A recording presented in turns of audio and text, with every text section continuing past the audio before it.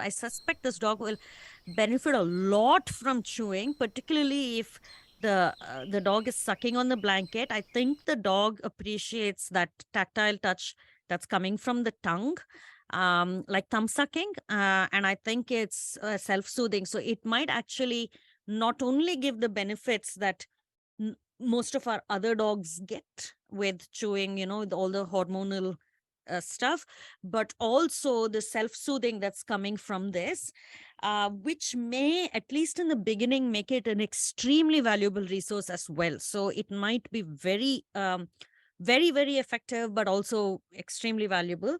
So, what I do most times in cases with dogs that need that cup emptying, but uh, also are likely to guard the resource, particularly bones. I mean, I do bones. That's what we work with. We work with raw bones. And so, what I recommend is put the dog in maybe a room by themselves, maybe if you have a garden, some place where they can kind of be by themselves, not necessarily be by themselves. They don't have to be alone. We don't have to lock them in.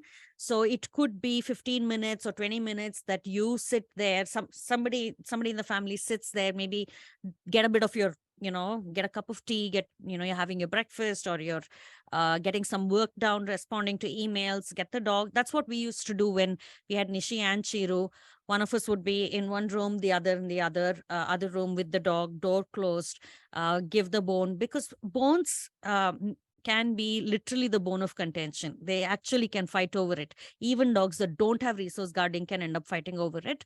So I always give it separate, and I always give them a smallish piece that they can chew up, and actually chew up and finish off, and they will eat it as well.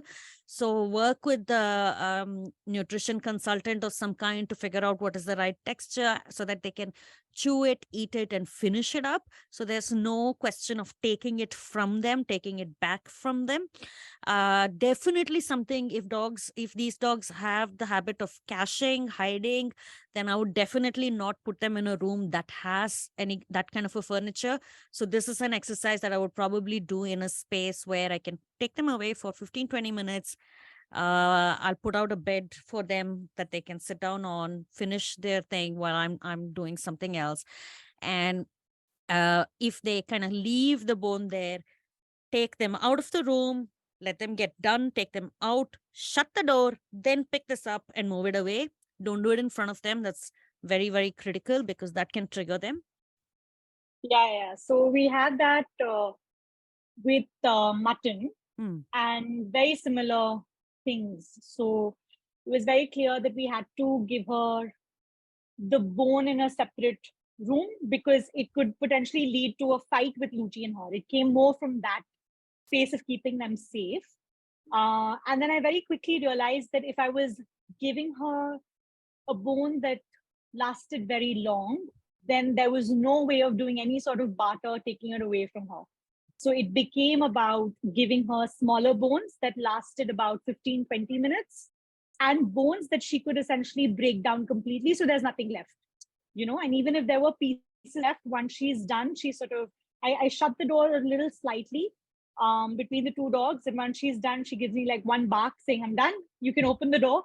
The door gets opened. I quickly clean up the pieces so that there's nothing there.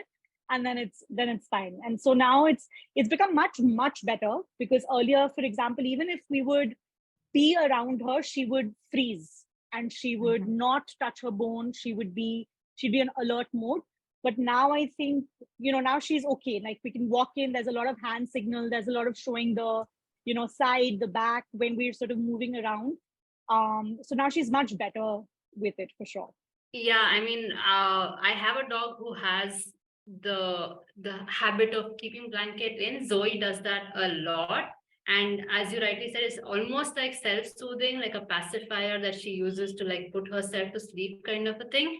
And I really think for her, any tactile stimulation around the mouth actually really helps. And she actually goes to it for coping mechanism also whenever she's quite hyper, which is why, ripping things, she goes to footwear when she's just absolutely like, the cup is like almost full kind of a situation. So I totally, agree with giving more of that tactile stimulation around the mouth area. And I, of course, have a dog who is also resource guarding, Sammy. So I, of course, everything that you mentioned, that, separate them. And, with Sammy, he prefers being by himself. So I normally, when I'm giving bones to both of them, like I sit with Zoe, but I can see Sammy through the terrace door, like the it's transparent, so I can see him. So I know when he's done and all of that stuff. Clearing it off after they're done is so important, but not until they're walked off. And I think I've given that suggestion to a few clients as well who have had, dogs with resource guarding. And this is so much more important in multi-dog households, I think. And I know that a lot of people are like, my dogs don't fight, but I think it's a good etiquette to have around dogs. Yeah. But I would also probably think what is adding to the dog's cup.